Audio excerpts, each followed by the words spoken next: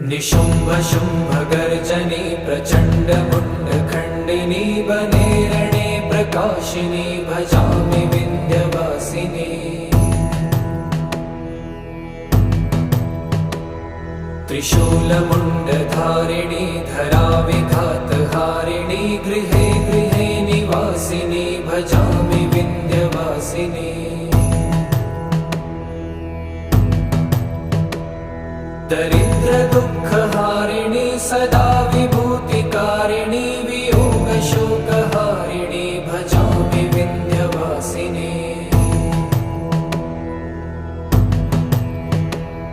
लसत्सुलोललोचनं लतासनं वरप्रदं कपालशूलधारिणी